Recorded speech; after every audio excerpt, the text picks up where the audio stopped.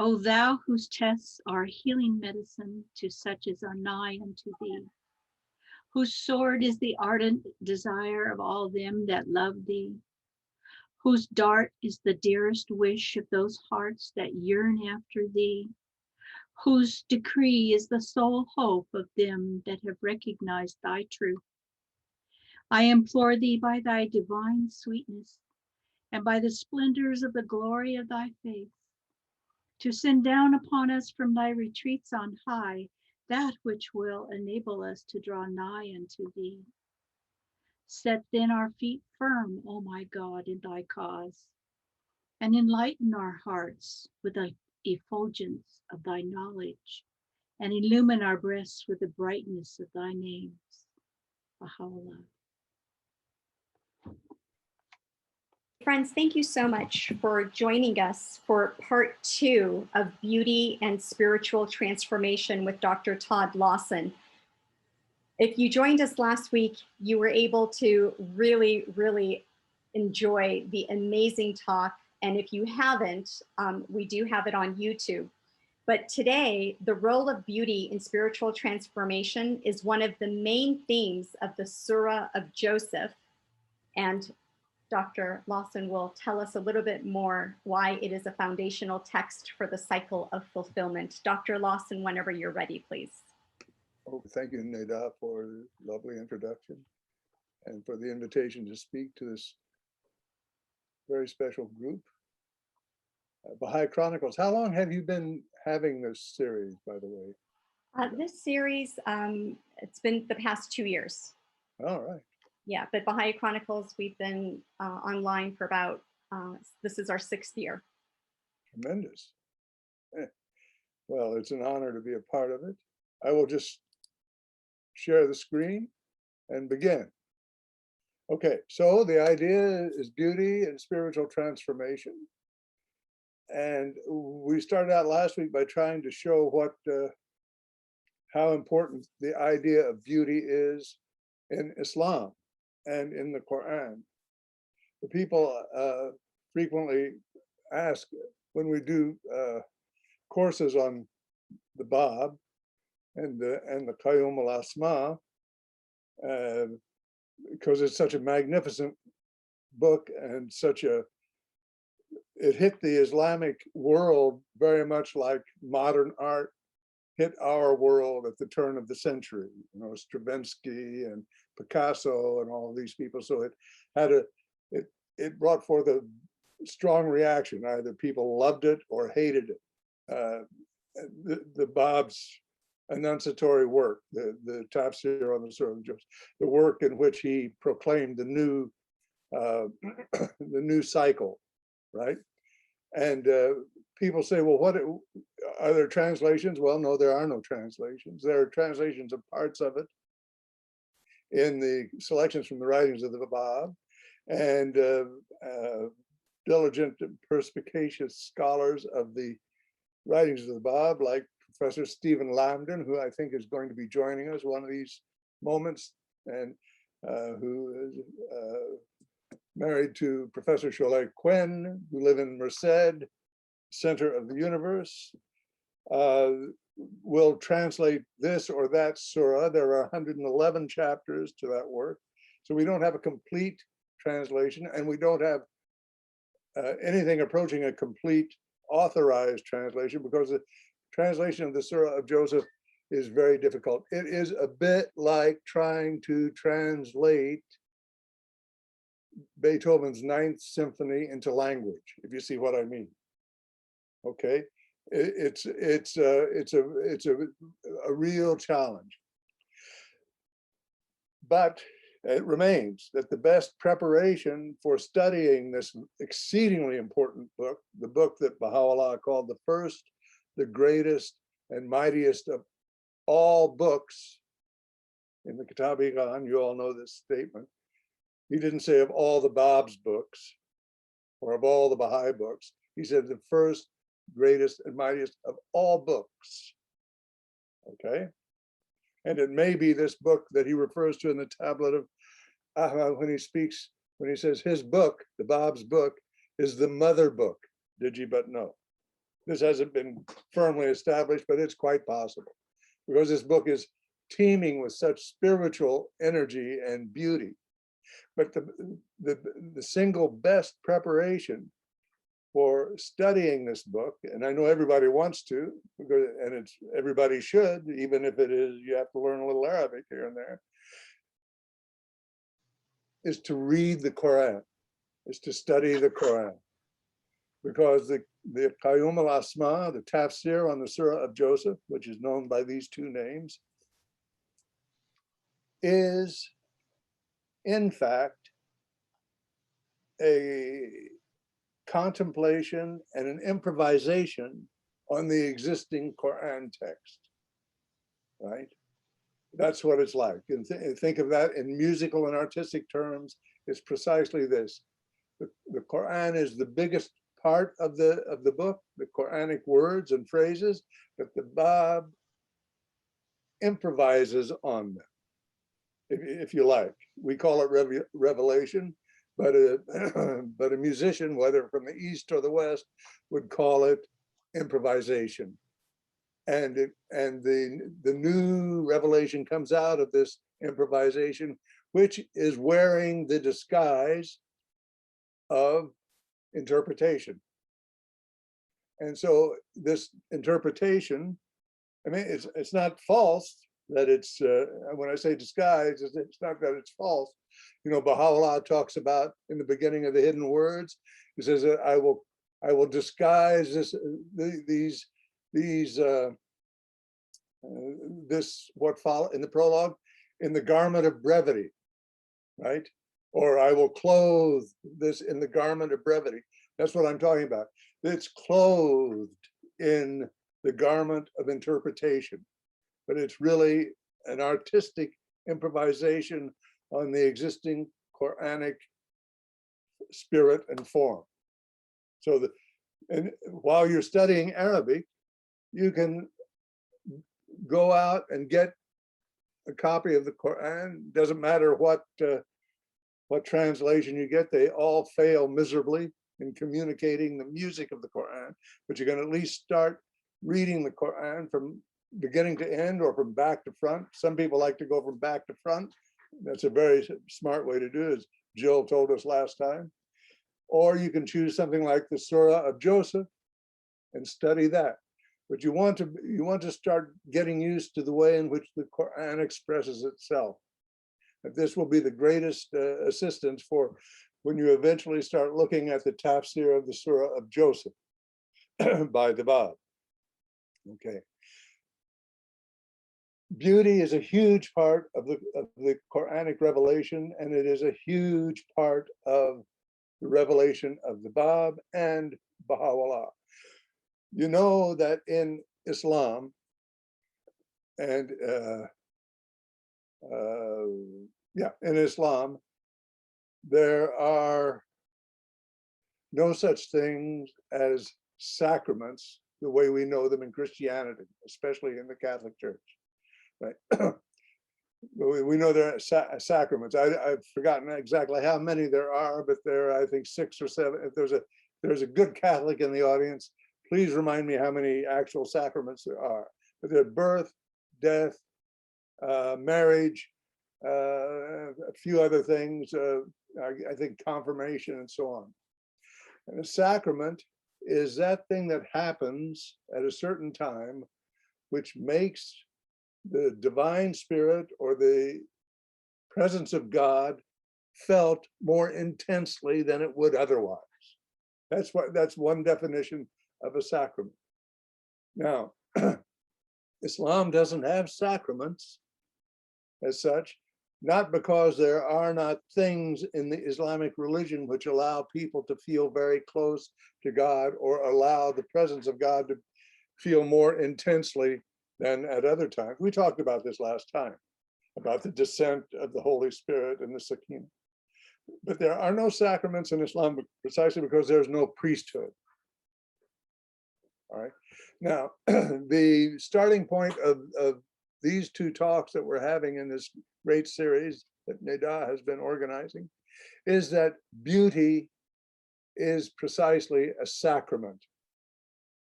especially for the Baha'is, but not only for the Baha'is, but in the way that when Islam came, the big lesson that the Prophet Muhammad, and as you know, anytime a Muslim mentions the name Muhammad, they also add either out loud or silently, upon whom be God's blessing and peace. And it's not only Muhammad that Muslims say this about.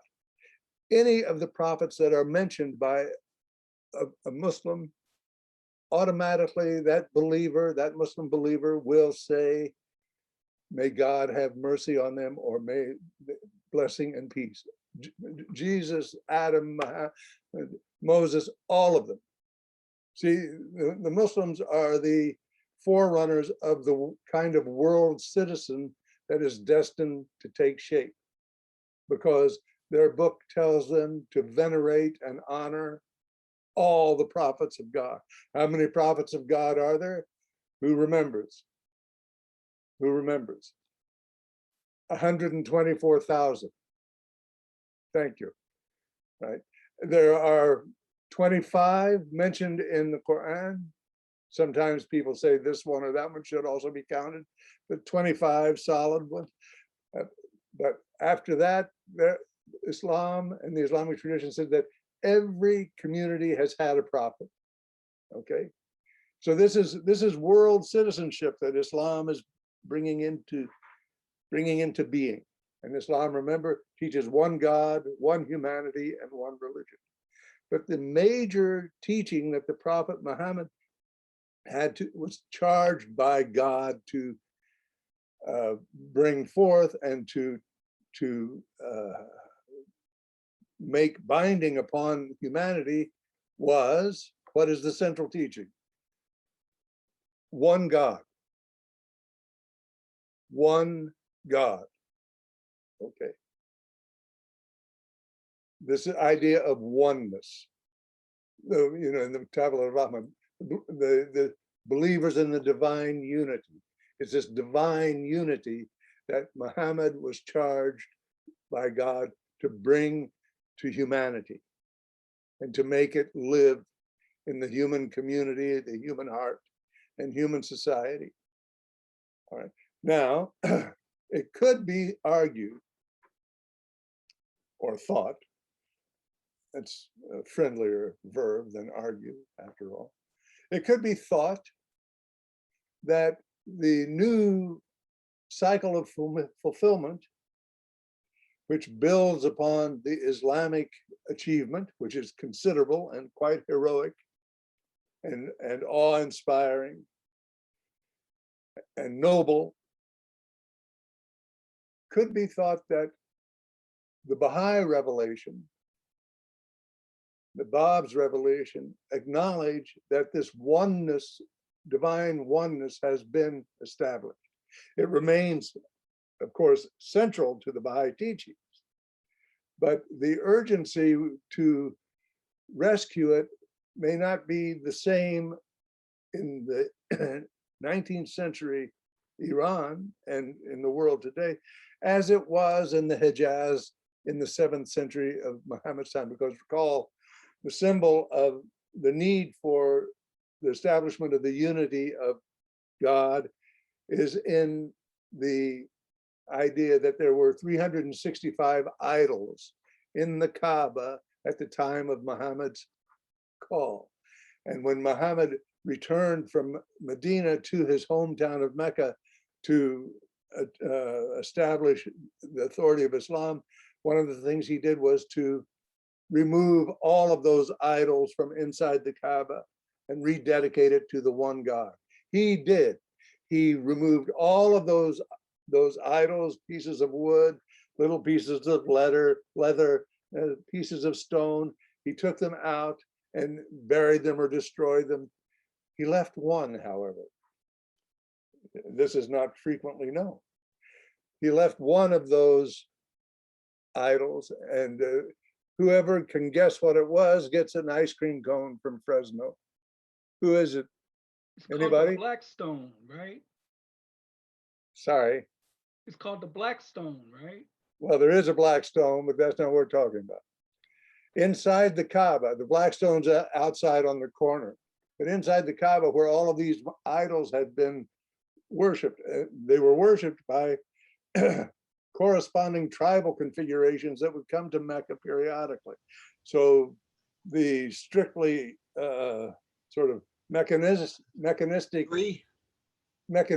interpretation is that the Quraysh, the chiefs of Mecca, made sure they had something in that Kaaba that everybody could worship and would draw customers to Mecca 3 or 4 times a year to spend their money and trade with the Quraysh, who were consummate business people. Okay, they were the founders of the Umayyad dynasty a little later. So we don't want to get ahead of ourselves. No, what Muhammad left was precisely a portrait of Jesus and Mary inside the Kaaba. MashaAllah. Good. We don't know exactly why, but this he did. Okay. But the Bab and Baha'u'llah seem to not have seen the urgency of this oneness of God as being quite so intense as it was in the time of Muhammad. It could be thought that, as a matter of fact, everything that the Bab has written and everything that Baha'u'llah, Jamal Mubarak, has written is to make sure that the world understands that beauty is in fact a divine sacrament. That human beings have a faculty inside them that helps them react and respond to beauty. And this is not just an act of mere aesthetic pleasure, but it has a deep spiritual meaning and function in the soul of the human being and in the soul of humanity as such. So this, we find beauty in the Quran. We talked about it last time as a poetic art, the first book in Arabic. There's also the beauty of its ideas and its teachings. And then we have, of course, beauty in the Baha'i faith is a central idea. One of the most important names of Baha'u'llah is, as you know, the ancient beauty or the blessed beauty. And this is not by accident. This comes directly from the story of Joseph, who is the symbol of beauty for all Islam. It's, again, the story of Joseph is beautiful because of its arrangement. It's the only surah in the Quran that has a beginning, a middle, and an end. So it's like so it has symmetry and harmony, tension. It is very dramatic. It's a beautiful, beautiful story. But also in its language is exceedingly beautiful. And the topic is beauty. How do I get back to where I was? I don't want to go. Excuse me, things are falling apart. Here we are. Okay. Well, you can't have order unless there's chaos, correct? Order without chaos is meaningless. You couldn't even talk about it. All right. So, so we have exactly, if we think of the Surah of Joseph as a miniature reflection of the Quran as a whole, it has all of the attributes, except 2 really important ones. Is very interesting, frankly. In the story of Joseph, there are no laws. There are no regulations. There are no do this and do that, don't do that. And there is no afterlife. There is no be good or you'll go to hell, or don't be bad. Otherwise, if you behave yourself, you'll go to heaven. There's no discussion of this either. So there are no laws and there's no afterlife. It seems as if the Surah of Joseph is itself an afterlife, a kind of discussion of it without speaking about it explicitly. You know, in the Middle Eastern countries, they love to teach without saying things explicitly. It's called ishara. It's called saying things for those who have eyes to see and ears to hear. Not only that, it's much more interesting if you let the audience fill in the blank. right? So it's a consummately sophisticated way of telling a story. So it may be, in fact, because the rest of the Quran is so frequently full of discussions of heaven or hell and obedience to laws and regulations, it might be that the Surah of Joseph, part of its beauty is that God, who is the author, right, through Muhammad. So we'll leave all those things out of this one and let the people who love the Quran read it and fill in the blanks themselves, okay? This makes the story, I'm sure this has something to do with why the Surah of Joseph is called the most beautiful of stories, which it calls itself very early in the text. Okay, so the Surah of Joseph, the central idea is beauty. Joseph is a manifestation of beauty. Beauty leads to goodness for him, and it leads to great trial and tribulation. But it nonetheless remains that beauty is the centerpiece. The entire story is about beauty and how beauty can be dangerous. It's not just a neutral, everything's wonderful, happiness kind of situation. Beauty has a blade and it cuts both ways. So because of his beauty, his brothers had him sold into slavery. They thought that they would never be bothered with him again because of his beauty. His father loved him more than his other brothers. He was sent into slavery and adopted in Egypt and adopted into the house of these highly placed nobles who, when they adopted him, said, "Oh, he can be as a son to us. He's such a beautiful young man." And as soon as they adopted him, of course, he began to be sexually abused by his new adoptive mother. And so we have a story of, which is very current today, of human trafficking, of marginalization, of profiling, because he was a Hebrew slave. They could do whatever they want. He was accused of being aggressive towards his adoptive mother, of starting the sexual violation. But there was very strong, irrefutable evidence that he was in fact innocent. And so they brought all of this out. And well, he is innocent, but after all, he is a Hebrew slave. So let's put him in jail anyway. And he was sent to jail, prison for many, many years, where he languished. But it's all because of this beauty that he undergoes these trials and tribulations. And it is his beauty that will rescue him from prison and establish him as the most powerful being apart from the Pharaoh in Egypt, and which will eventually allow him to welcome his entire family down from the home of the Jews in Canaan land down to Egypt. It is because of this beauty, and the beauty is expressed both physically and spiritually. And this is very common in the Quran and in Islam. Beauty is central, but it has an outer and an inner reality. Okay, but it is this beauty that it seems that the Baha'i teachings are telling us that we must recognize, and we must learn. We must also try to emulate, and we must listen to it, because it's a lesson. It offers a lesson on how to be with ourselves and with other people. And it is the gate, or that which will lead from the promise to the fulfillment, from adolescence, which Joseph was the adolescence when he was sold into slavery, into maturity, where he became the ruler virtually of Egypt and was able to reunite humanity. You want to see the coming of his family down to Egypt as a symbol of the reuniting of all humanity, not just the tribes of Israel, right?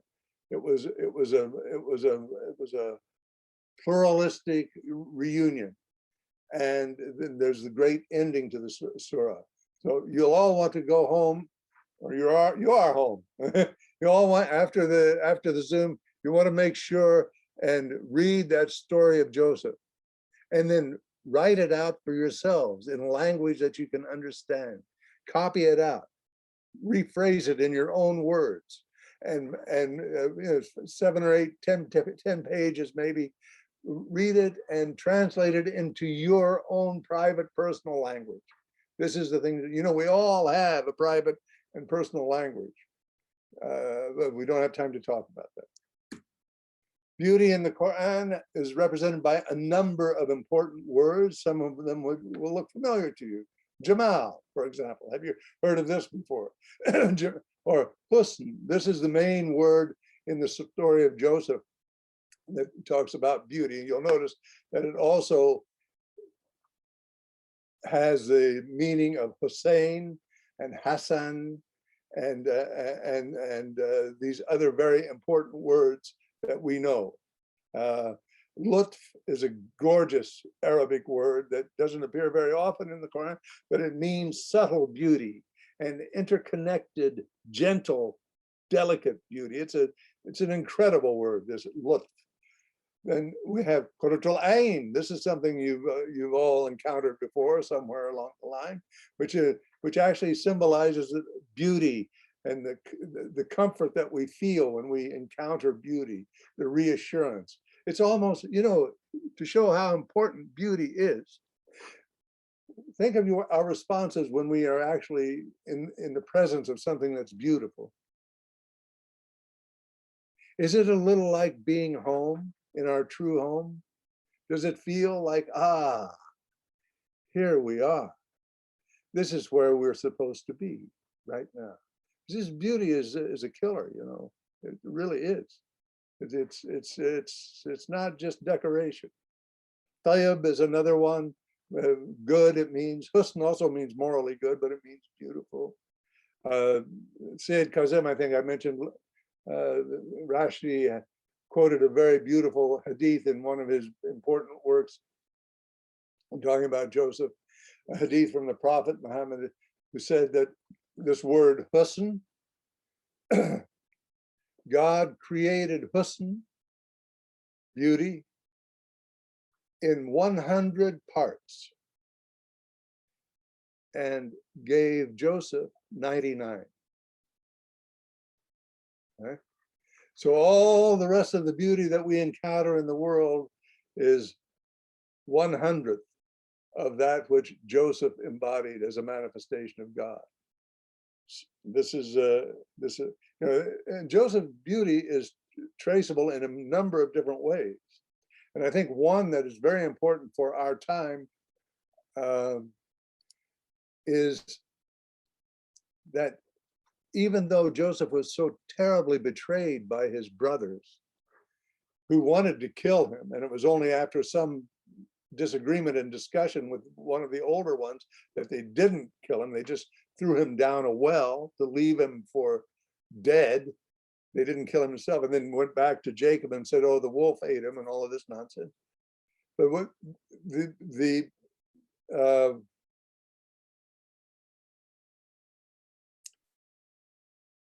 that beauty, that jealousy was stimulated by Joseph's beauty. Okay.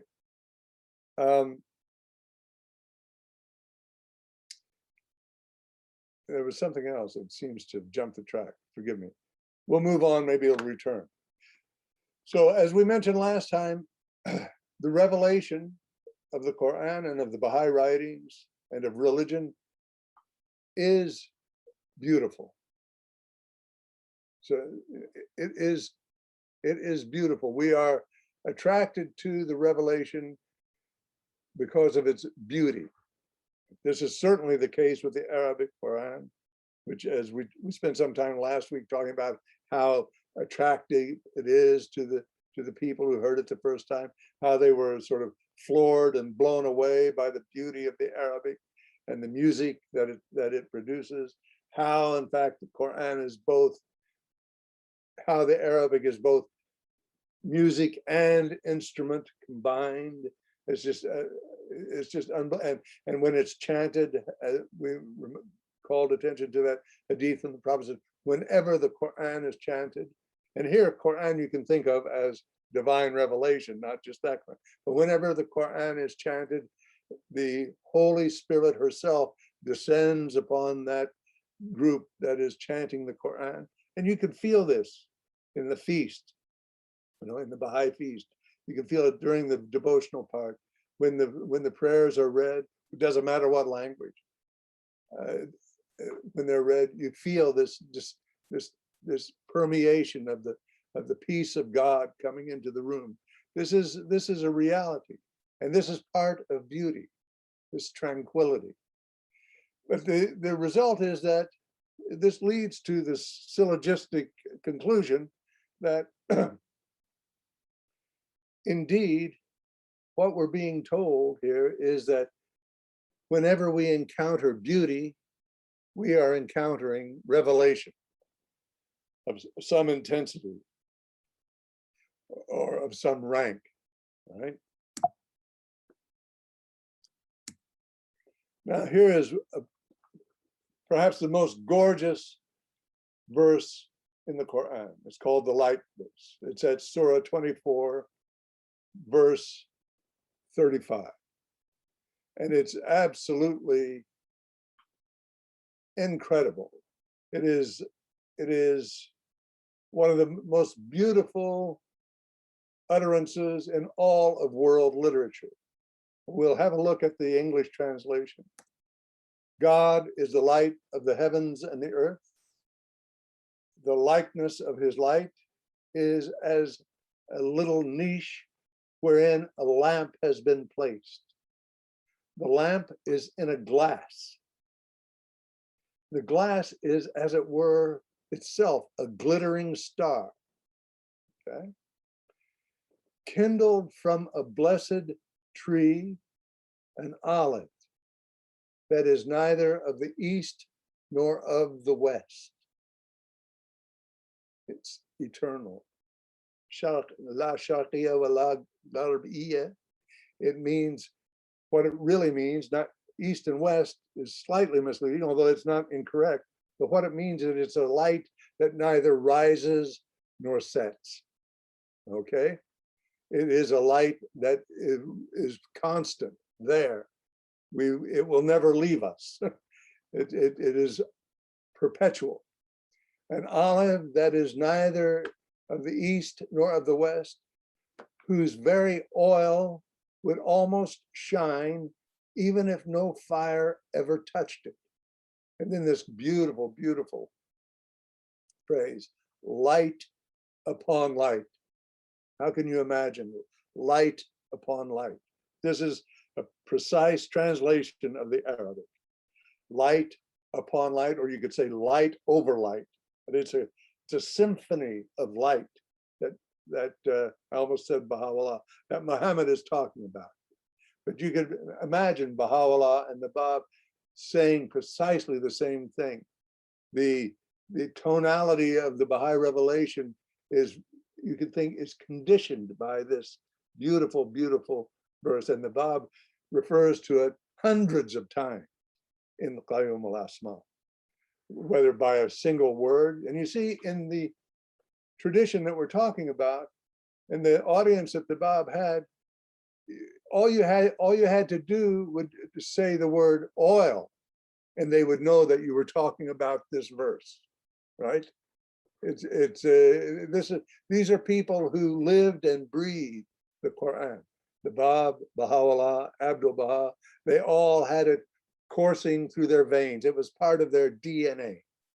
So all they had to do was be here, blessed tree, and they were right in the presence of this gorgeous verse. Light upon light, God guides.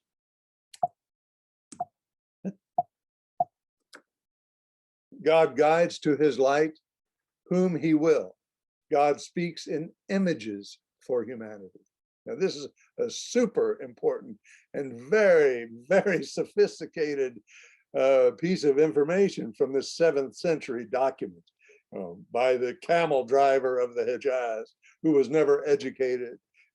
This is really quite a sophisticated state. God speaks in images. I took a little liberty with the translation of this because the Arabic says God strikes similitudes, but it's the same thing. That strikes similitudes is just an idiom for speaking in images. God speaks in images for humanity, and God has knowledge of everything. Now, what is so important about speaking in images? We don't have to answer it immediately. But why is it necessary to speak in images?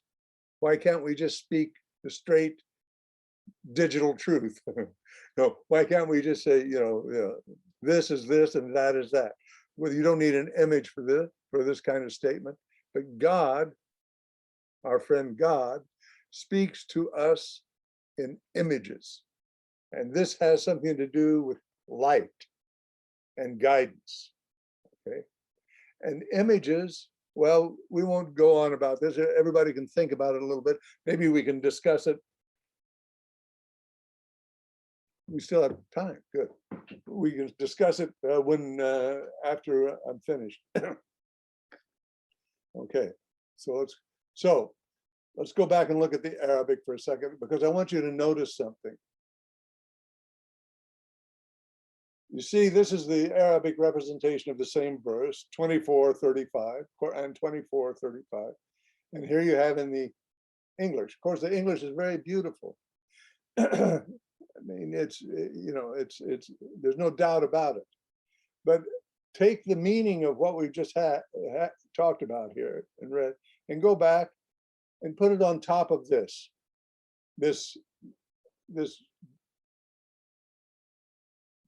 script. Do you feel any difference happening here? Do you see any difference between this script and that script as far as part of the communication of ideas and communication of images and information? Is the medium important here? Is the medium part of the message, shall we say? It's much softer. Hello? It's much softer. It's more Okay. flowy. It's Good. Yeah, it's softer. Let's just take some responses from people here for a minute before we move on. There's more words in English than in Arabic. There are 9 lines. Okay. Well, that's somewhat accidental. That's me trying to fit everything into the PowerPoint. But that's nonetheless a very good point. Shape of Hang on a second. One person at a time has to talk. Otherwise, it will crash and burn horribly. The Arabic has 9 lines. Yeah, thank you. The Arabic, well, that wasn't intentional. That was accidental. But that's important nonetheless. So softer. It has a visual shape of a lamp. If you look at the verses, it looks like a lamp. Okay, well, that's also somewhat accidental. Yes, Jill. It's like a bird to me. That looks like a bird. Yeah, like a Okay. royal falcon, like a falcon. Oh, I see. Yes, or Phoenix, maybe. Mhm. Yeah. Okay, well, these are all things that I'm responsible for, because this is how I cut up the Arabic to Oh, get it all on one page. So, and it was unconscious, I assure yeah. you. But let's look at the actual lines of script Hmm. and compare the line of script with a line here of script. You see, Mhm. what's the first thing we notice? I'll just cut to the chase. What we notice is that everything is separated. All the letters are separated. All the words are separated. They're very square, Cartesian, rectilinear, with corners and firm borders and all of this business. Now we look back here, we see how it flows. You see how it, and this isn't particularly beautiful or compelling script. As you know, you've seen other scripts. You can make script that looks, quite different. I'll show you one from the Bob here at the end. And when we do that, I want you to think of the glittering star.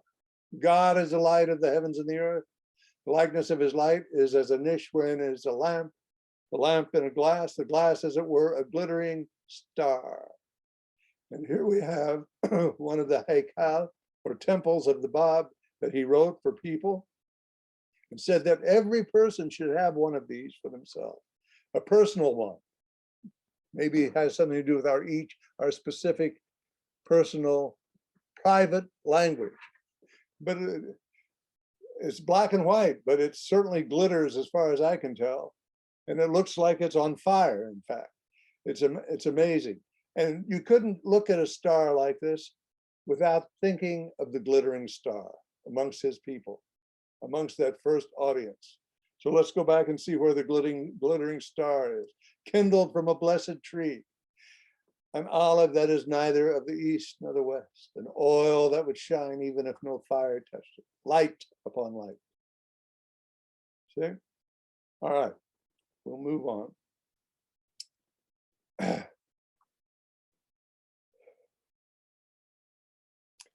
In the Baha'i writings, let me have a drink.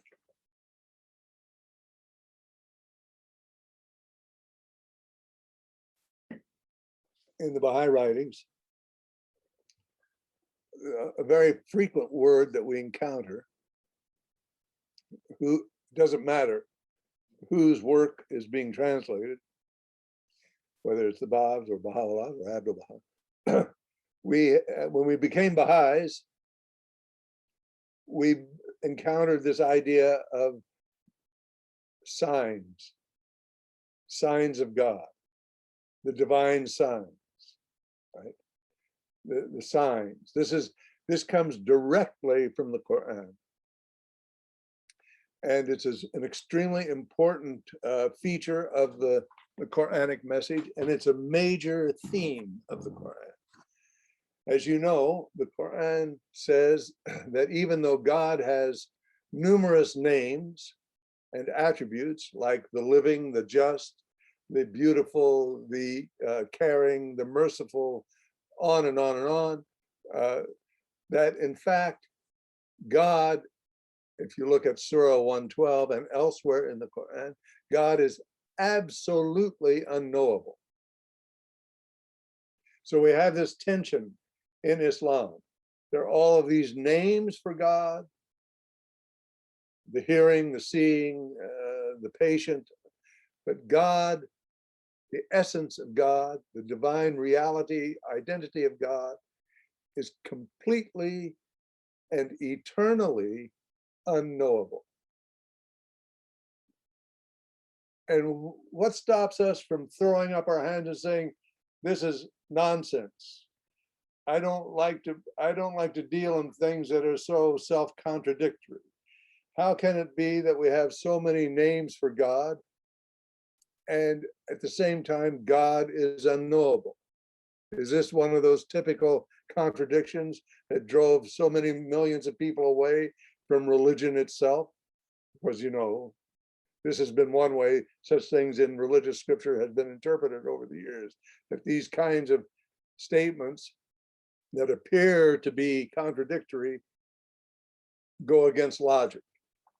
Well, as Baha'is, we know not to be so fast about this. We know that, in fact, there is a tension between these two poles, which generates meaning and spiritual transformation.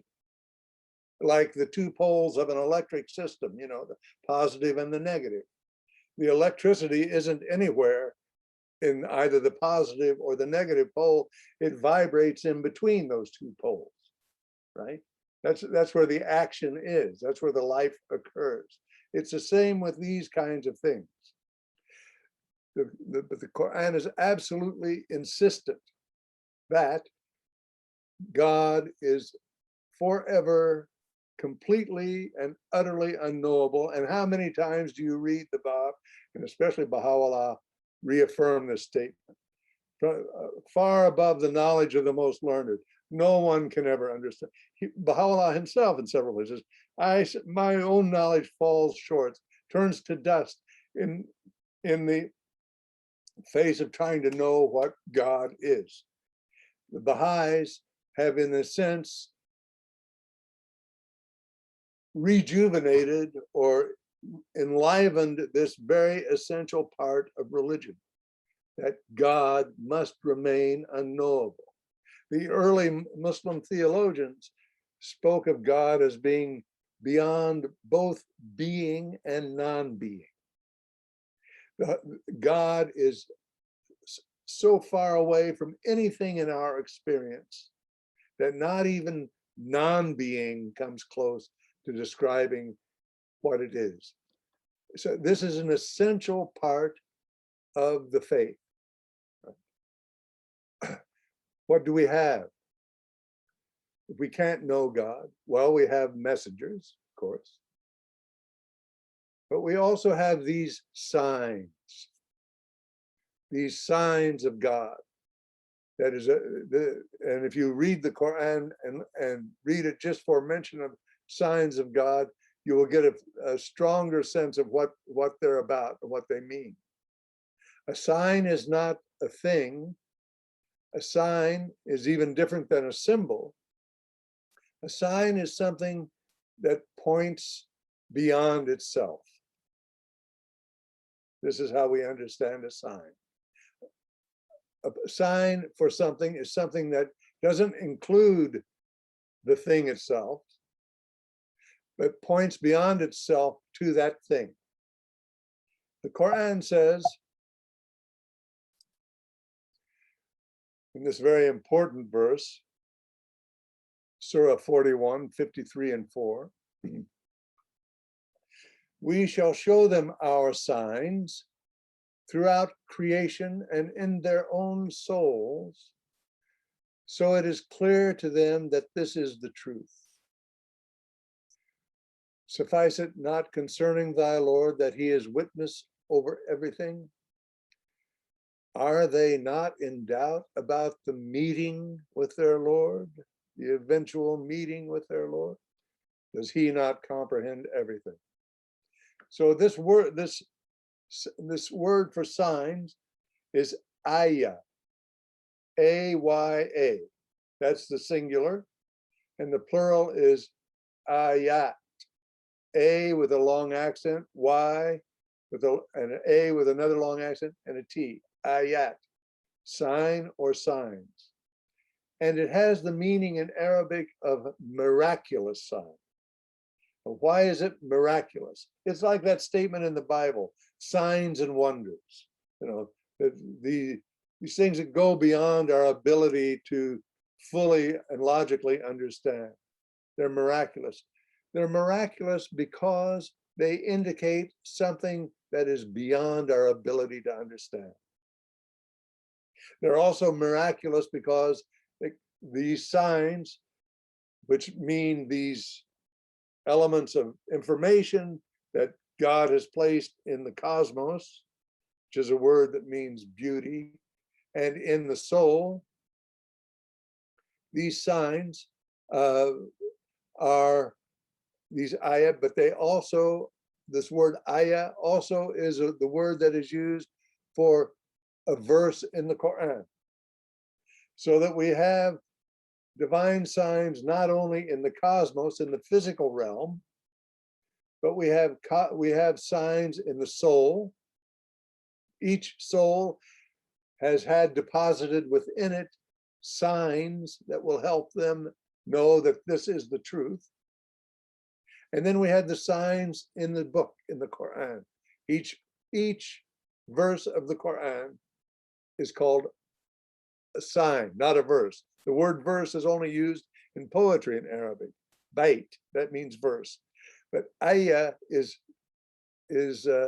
sign. Sign, it's miraculous because it talks about something that we cannot know anything about in a persuasive and useful way, because even if God is unknowable, we still end up having some knowledge of something, even if it's only knowledge of our own ignorance. We have knowledge, right? And then we have also the miraculous aspect, because it was, if you like, composed by Muhammad, who was not a religious scholar or an expert. He was a merchant. He, like the Bab, he was a merchant. He was not a person of poetry or language, but yet these beautiful things came out of him. Right? All right, so this is that famous verse. This may be one of the most important verses in the whole Quran.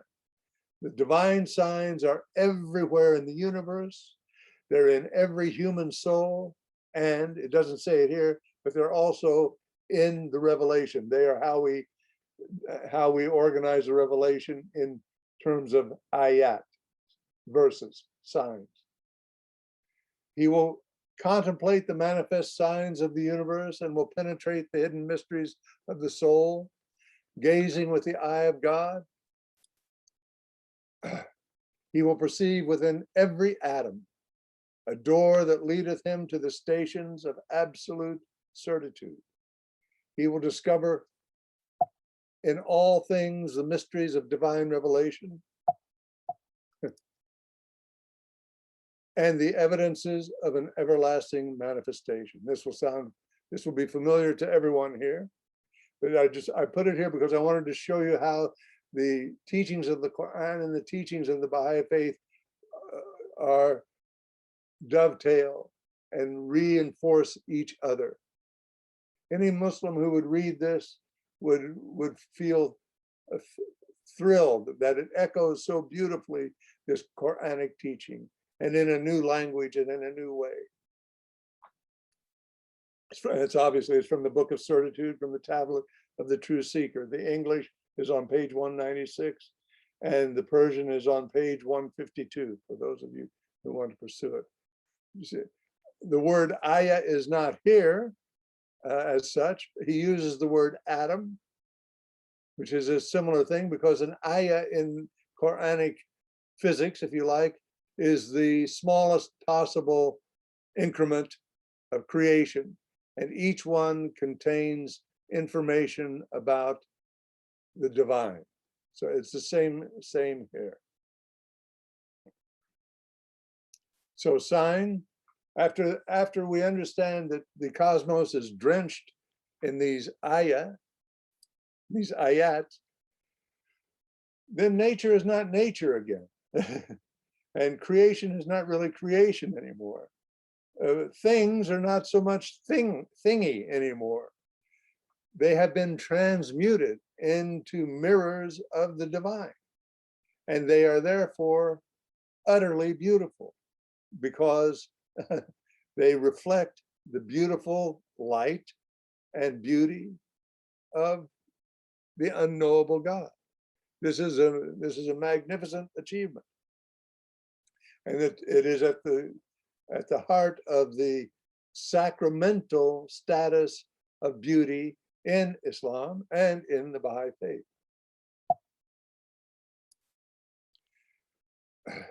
Another important verse: O mankind, worship your sustainer, who has created you and those who lived before you, so that you might remain conscious of him who has made the earth a resting place for you and the sky a canopy.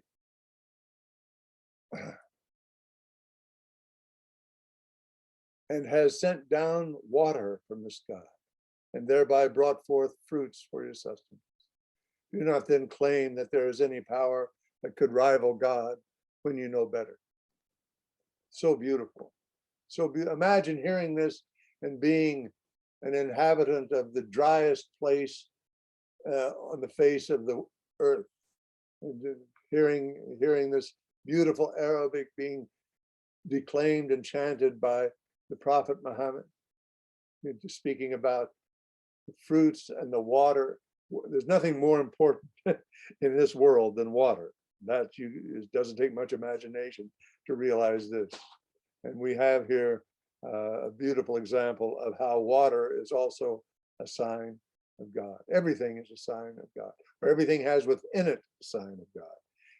Everything, every single atom is a door to the knowledge of God. So glory be to God both in your evening hour and in your morning hour. His is the praise in the heavens and earth, alike at the setting sun and in your noontide hour. He brings forth the living from the dead and brings forth the dead from the living. He revives the earth after it's dead. Even so, you shall be brought forth, and of his signs is that he created you of dust. then lo, you are mortals, all scattered abroad. And of his signs is that he created for you of yourselves spouses, that you might repose in them. And he has established amongst you love and mercy. Surely in that are signs for people who consider. And of his signs is the creation of the heavens and the earth, and the variety of your tongues and hues. Surely in that are signs for all living beings. And of his signs is your slumbering by night and day, and your seeking after his bounty. Surely in that are signs for people who hear. And of his signs he shows you lightning, for fear and hope, the two edges. And that he sends down out of heaven water, and he revives the earth after it is dead. Surely in that are signs for people who understand. And of his signs is that the heaven and earth stand firm by his command. Then when he calls you once and suddenly out of the earth, lo, you shall come forth. To him belongs whatsoever is in the heavens and the earth. All obey his will. And it is he who originates creation, then brings it back again. And it is very easy for him. His likeness is exalted beyond any comparison with anything in the heavens and the earth. He is the Almighty, the All-Wise.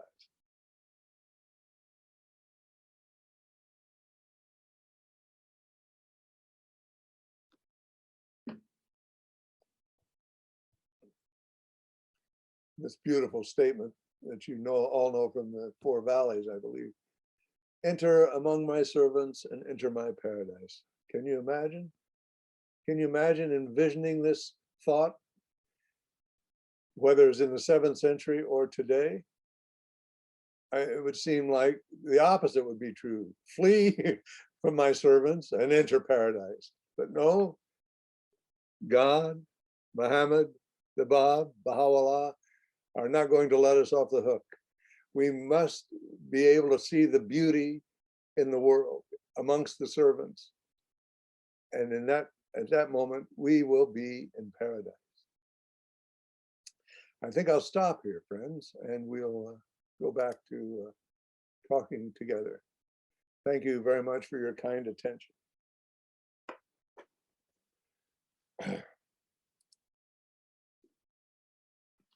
Yeah, so friends, if you have a question or a comment, please feel free to use the raise your hand feature or put your name in chat.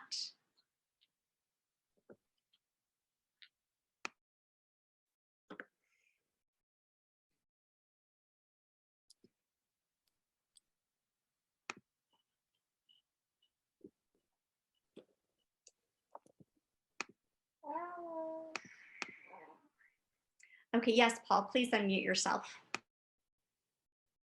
I just wanted to mention to Todd that I think it was yesterday or today, they posted on Baha'i-Library, I think it's the world's largest Baha'i website.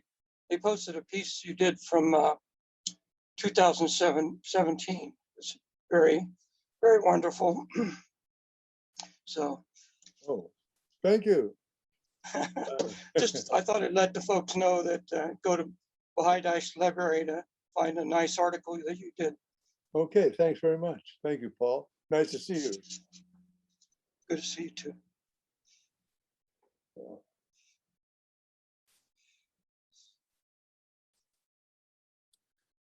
Well, dear friends, I mean, there's no comment too small or Yeah, I just want to just say a couple things. One, so Baha'i Library is a personal initiative, and that's started by Jonah Winters. So there's actually even papers of Dr. Lambden there as well. So, and yours as well, which is really nice. Thank you, Paul, for mentioning that. Kathleen, please unmute yourself. I wanted to know, you spoke before about why does God speak in images? Ah, yes. What do you think?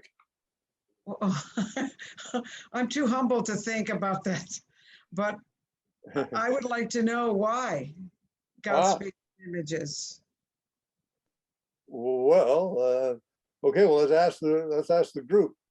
Thank you very much. Let's see, group, rescue us, please. Isn't it one image is 1,000 words? That's what some people say. Isn't it because it's more poetic and beautiful? Ah, who said that? Shushu. Ah, shoo. Ahlan wa sahlan. Ahlan wa sahlan. This is one of my fellow Montreal people. Shushu. Hello, My father Todd. was a great monogem author of books and deeply learned pioneer for many years. We could go on and on about him. Shushu, thanks for coming. Yes, the images are beautiful and compelling. And if they're beautiful, we know that they are something, that there's something about them that is essential in the process of the forces of life in the universe and the processes of growth. Growth is another way of thinking of transformation, right?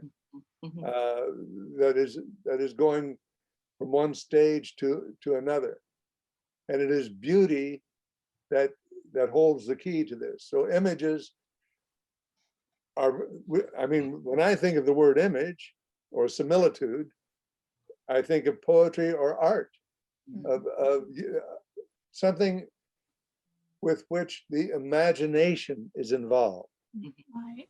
That's a word we haven't mentioned yet. Kathleen, you get $1,000 for bringing this question up because you caused us to mention the word imagination. Yeah. The thing that rescued Joseph from prison, the thing that got him out of harm's way in Egypt after he'd been treated so badly by his brothers and then by his adoptive parents and even by his fellow prisoners in prison, was his imagination. It's the imagination and its ability to connect with beauty and to produce beauty that caused him to be released from the prison. Thank you. So the imagination speaks in images. It can't speak in anything else, can it? It speaks in images. Okay, and Bronwyn, please. Oh, it seems like imagine, or your thoughts or pictures are like a universal language in all the worlds of God. I was thinking. Now that's a very beautiful idea, Bronwyn. The idea is that an image is more universal than a phonetic or linguistic element. This is very, very beautiful. Thank you. And then Jay, please. I have a thought about the images too. Please. Words. Hi, James. Good to see you again. Good to see you. Thank you. I've enjoyed it again. Words don't express things as well as graphs or pictures, and people can think visually. And so maybe that's all I have to say about it. Well, that's certainly very useful and helpful and beautiful. So I think we're circling the field of why there are images. I think we're about to land. Okay, so there's Sharda, please. Please. You're the chair. Neda, excuse me. I was just wanting to say that there's a reason that so many people spend so much time looking at memes on Facebook. And the nicer way of saying that is that there's very many cultures in the world that the way that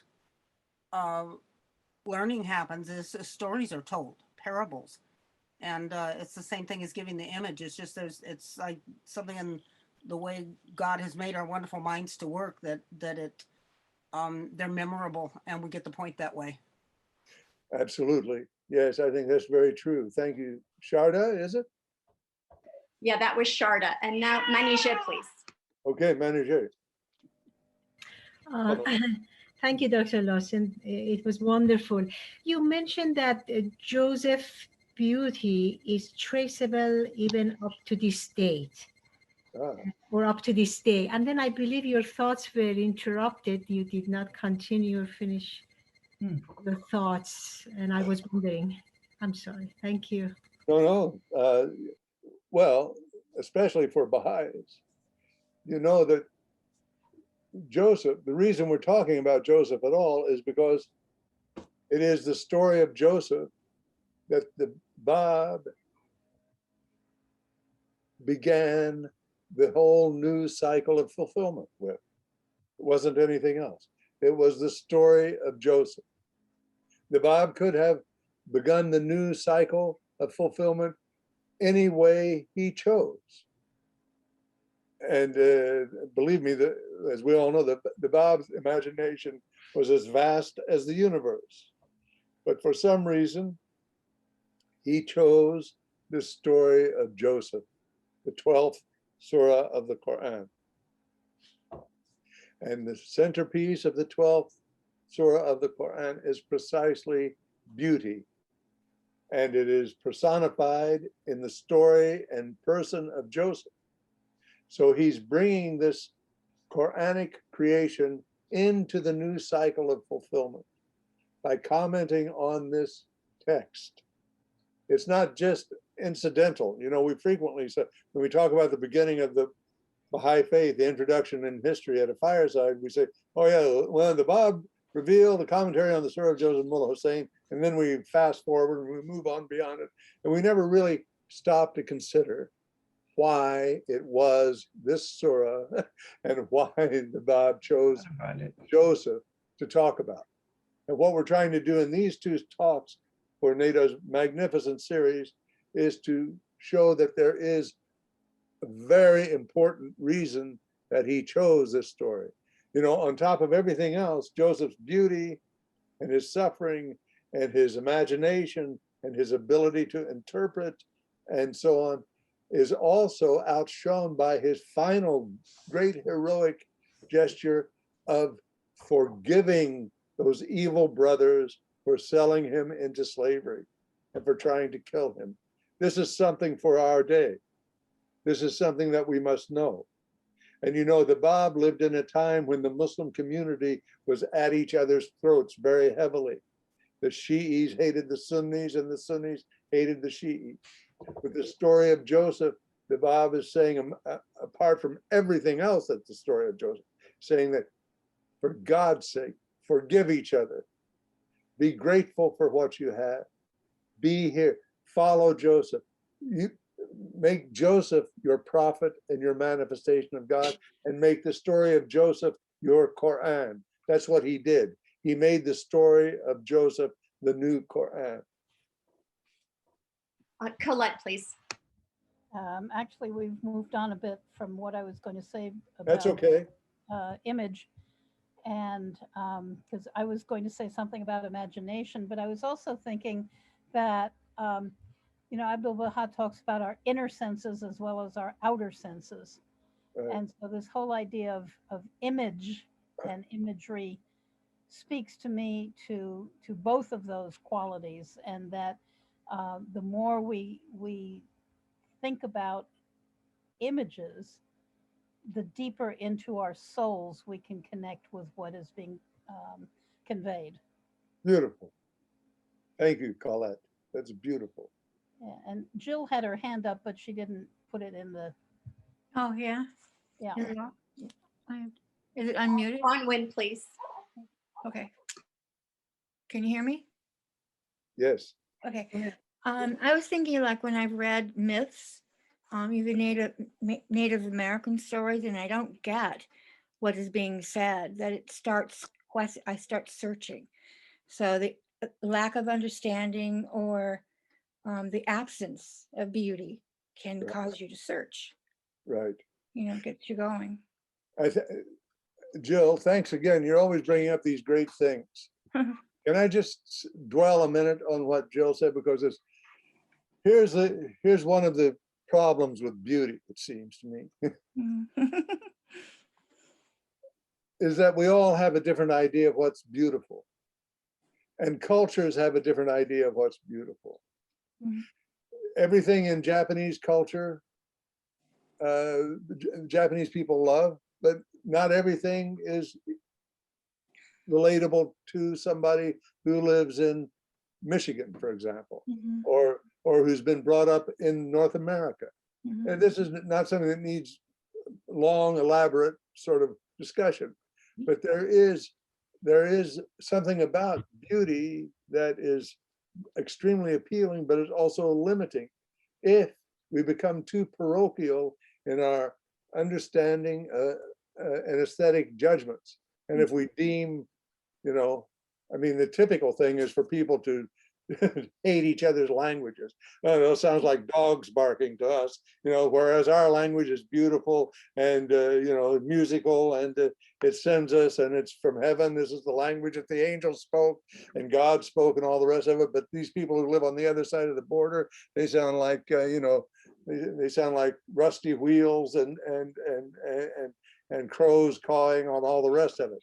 So this is a human predicament that we're in. We don't share the same universal ideas of beauty. But if we think about it for 2 seconds, we think, thank God. Because imagine, Abdul Baha talked about a flower garden. They weren't all the same color, right? And they weren't all the same shape. It was beautiful precisely because there was such difference and variation. Yeah, there's a famous hadith from the Prophet. The variation in my community is a divine mercy, right? And the idea variation is important. So what it teaches us, it seems that we have to be open to other ideas of beauty and not simply dismiss it out of hand, right? And this is sounds like a small thing to do, but and it sounds like a slightly superficial thing to do. But it seems from what we've been talking about earlier, the importance of the sacramental value of beauty and so on, it seems like it is an absolutely essential thing for humans to rise to. Profound. And take on, right? So that's my sermon for the moment. Let's hear from other people. Okay, yeah, we're going to go to Bronwyn, and then Bronwyn, when you're done, Afsana, if you can go right after Bronwyn, and then I need to go to the chat. Okay. Yeah, actually, it's Bronwyn's husband, Riaz. I was just going to say, Dr. Lawson, that I want to thank you for what you've been sharing with us so far. I've been in a lot of ceremonies in the Southwest and here in the Dakotas. Oh, beautiful. And when you were quoting the Quran, it made me feel like I was back in ceremony. And I know that in Nabi, when the people were when it was the writings were translated into the Navajo language, they would say amongst themselves, and they shared that it was like the ancients speaking. It was like the ancients, that ancient beauty. So anyway, I just wanted to throw that in, Dr. Lawson. Thank you, Riaz. Thank you very much. That was beautiful. Yeah. Dr. Lawson, thank you very much. My point was, Joseph, from what I have researched, Joseph was very beautiful on the outside, but he was equally beautiful on the inside. And no matter what happened to him when he was in the well or when he was being sexually, abused or anything, he always forgave and left it to God and just forgot about it, which is extremely difficult things to do no matter how bad things were. He never kind of took revenge or thought about revenge. He just forgot about it and moved on and left it to God to deal with that. That's right. Yes, absolutely. Yeah. And we are to understand that there is beauty in this. Right. Thank you very much. Thank you. Dr. Lawson, Alicia made a comment in the chat, and she said that she likes how you mentioned before that teachings can be understood in layers. And as one learns more about a certain thing, like a tree or the sun, we understand more deeply the message from God. And then sorry, go ahead. No. Yeah, and then we have a question. Sorry. Okay, and then we have a question from Franklin Lewis. He says, could you perhaps elaborate on the semantic range of the words for beauty, glory, perfection in the Quran, i.e. Jamal, Husn, Jalal, Majd, and how they apply to Joseph and the manifestations? Professor Lewis, I'm honored. And I'm very happy that you gave me such an easy question. This is a beautiful, beautiful question, because in a sense, it makes the point better than I've tried to make in the past hour or so. That the other thing about the Arabic Quran, its beauty resides. It's not only beautiful, but we're talking about its beauty now. Its beauty and its compelling power, the way it can seduce the hearts and minds of its hearers and conquer them. The first surah is called the Fatiha. The Fatiha. It can mean opening, but it can also mean conquest. And so, the Quran just takes people, takes them away, takes them out, if you like. Why this is the case is the musicality of it sets up these semiotic and semantic resonances from beginning to end. So if you read the book in English, you're always getting over a hiccup, because there are always these things. It starts here, it has this topic that switches to that. You've all been very diligent and tried to read Quran in English, and you shouldn't stop. It's important. But what happens with the Quranic symphony is that these words, I was going to try and demonstrate some of this today, but I forgot to make the slide for you. These words are all vibrate together, and all, in a sense, all implicate each other in a miraculous way. Okay, so the words for beauty and glory, there is a word for glory. The word Baha doesn't occur in the Quran, interestingly enough, because as Baha'is understand, this is one of the divine words that was left out of the Quran for the next manifestation or the next revelation to supply. But the word Baha does figure very much in the hadith literature of Islam. For example, one hadith is that the red rose is the glory of God, the Baha'u'llah, and so on. And so it is there, but it's not in the Quran. But these words for beauty and glory and perfection and grace are in a very deeply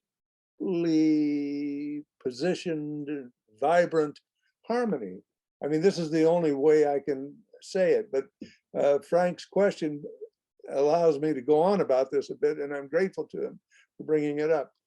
It is an experience of this sacramental beauty that is at the heart of the Quran, and which the Bab improvised upon and reiterated and constructed a new music of with his tafsir on the Surah of Joseph. Kavita, please. Thank you, Dr. Lawson. My question is, in verse 102, there's a mention, I'll read the verse here, it says, that is from the story of the unseen, which we revealed to you, prophet. Yeah. You were not present when you all made up their mind, and so on and so on. What does unseen mean here? Oh, terrific, Kavita. Thank you so much. This is another super important word in the Quran, the unseen. If you start with in the beginning of the Quran says, this is a book only for those people who believe in the unseen. If you don't believe in the unseen, don't waste your time with this book. This is what it says. You have to believe in the unseen, which is the spiritual world. Or the most unseen thing is this divine essence that we talked about earlier. It's unexperienced by the senses. Unseen means unheard, unfelt, untouched, untasted. Okay, I have another question. Okay. Okay. That is it mandatory for Muslims to memorize the Quran? Well, That's an interesting way of putting the question. Because from what I get, they have to memorize it. Well, certainly Muslim parents make their kids memorize it. That's, yes. You know, but we make our kids do things that wouldn't otherwise be considered mandatory either. It is a cultural expectation that people will have the Quran memorized. Yes, absolutely. The reason I asked was because they said that because the Quran was, as we said, Muhammad revealed it by verbally, and everybody had to know it and memorize it. So they think that it is essential that they also memorize it. Maybe I'm. Well, yes, absolutely, because the Quran changes people. So if you have the Quran inside you, memorization isn't just a matter of sort of having it on your hard drive. If you have that business in your soul, it talks to itself even when you don't know about it. And it's always turning around in your heart and soul, no matter. So this is one of the reasons that people have them memorize it, because they want to have that sacramental business going on all the time. So, you know, a person who memorizes the Quran is called a hafiz, right? A protector. But what happens is there's this role reversal. You see, it is the Quran that becomes the hafiz of the person who memorizes it. You see, it's very well. We're as Baha'is, we're asked to memorize things. I mean, there are people who know incredible reams of Baha'i revelation. I mean, it's unbelievable, right? And this is very much from the Islamic cultural background. Thank you. Thank you for your question. I hope I gave you a decent answer. It always takes a few minutes for it to all delve in, and then people start asking the questions. Anybody else? Yes, Shohra, please. I wonder if you could send us a link to the chanting of that light over upon light. Because I hear that it has a rhythm and a poetry when you chant it. Well, yes. I mean, let us backtrack a little bit, Shushu. There was no writing when the Quran was revealed. It didn't exist. I mean, there might have been little marks on pieces of rock or pieces of palm fiber to keep track of how much so-and-so owed you for the letter that you dropped off at his place the other day. But there was no writing. There was no alphabet. The Quran is the first book in Arabic. There was no script. So this is super, super important. So what was it? The Quran was sound. And it was the sound that vibrates on the tympanum of the ear that then sends the vibration to the heart. As Abdul Baha says in the Tablet of Purity, remember? You know, this is what happened with the Quran. This is what happens with the revelation. It is something that goes inside you. The Quran, the written Quran, is, you must think of it as like a musical score. It doesn't really come to life, except for those geniuses who can look at a score and hear the music that's going on, you know, but these people are few and far between, you know. But the written Quran, no matter how beautiful the script is, and it's very, very beautiful, is just simply like a tape recorder that preserves, or like a cassette tape, right? That preserves the sound that first came over the larynx of the prophet of God. And this is why it is so important. This is how it first, it's like sonic light that came out of his soul. Yeah, and before I go to Irene, Dwayne, he says he thought the Quran was written on bones and palm leaves. And yes, Dwayne, they were, but you have to also remember that first it was all oral. And then whoever captured it, they captured it on whatever they could. So the answer is yes, it was written on bones and palm leaves, but it started orally. And the most important place it was written was it's the ending of that statement from the Sirah is that it was also written on the hearts of men. So, even more beautiful, yes. Irene, please unmute yourself. Which means women too, by the way. Thank you. Thank you so much. This has been so fascinating. This business about language is really intriguing. I'm on a task force right now that is translating the writings into Hawaiian, the Hawaiian language, which is so difficult because the Hawaiian language is not widely spoken in Hawaii. It was on the brink of extinction when it was revived about 40, 50, 60 years ago, something like that. So I was wondering, in your knowledge of the Quran and the many languages it has been translated into, is there any language that you think does some justice to the original in terms of the melody, the words, expression, and what language might that be? That's a tough one. I don't know. I would defer to Frank. He's still here. You can't translate. Robert Frost said, poetry is that which is lost in translation. Right? So this is basic predicament with all these different languages. This is why in the Baha'i teachings, there are languages of revelation, Persian and Arabic, right? But unlike in Islam, in the Baha'i faith, it's okay and useful and efficacious and spiritually nourishing to pray in whatever language the text has been translated into. This is quite revolutionary, frankly, in the context of the Islamic religious culture. I mean, there are some, of course, some Muslim communities now and Muslim teachers and thinkers who agree with this, that the Quran should be translated and be liturgically valid or whatever in whatever language. But this has been a long time coming. So it's hard to say.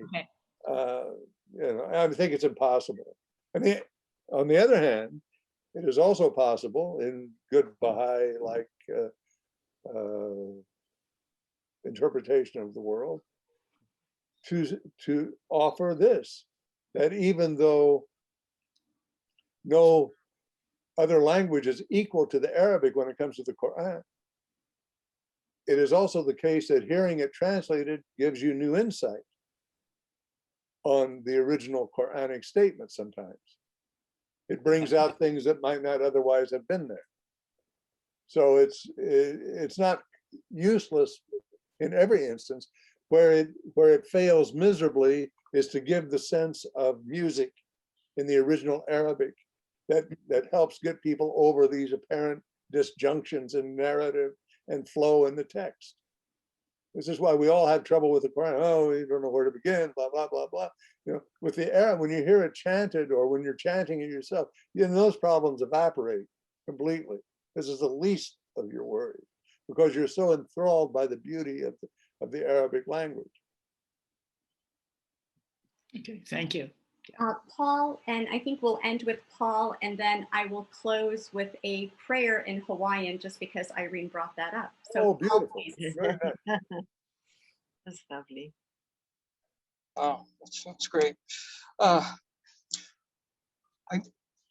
thing that I've heard you mention in a number of your talks, Dr. Lawson, is about, verse 7 of Surah 7, 172, about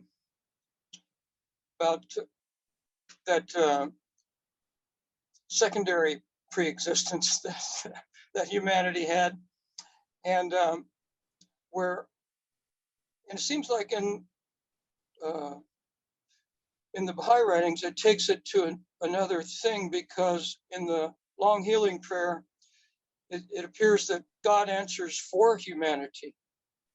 Very true. So Do you find that as a step forward on understanding about that secondary primordial time or pre-existent time? Well, yes, I think so. Because Baha'u'llah said it, it means that it is a sort of a pattern or a paradigm for the entire community of the Baha'is, right? Previously, these kinds of things have been said in the mystical tradition, but amongst groups or from individual to individual. But it's as if Baha'u'llah is saying this is the spiritual reality that the entire world must get used to. And what Paul is talking about, I don't think we have time to go into it, has to do with the original day of the covenant. It's a very beautiful, I don't know how I managed not to speak of it. I usually talk about it anytime I open my mouth because it's such a great scene. This verse of Surah 7, 172, where all human beings who would ever live in this timeless time, in this placeless place, were brought together in the presence of God. Right? And Persian hidden word number 19, of course. That's right.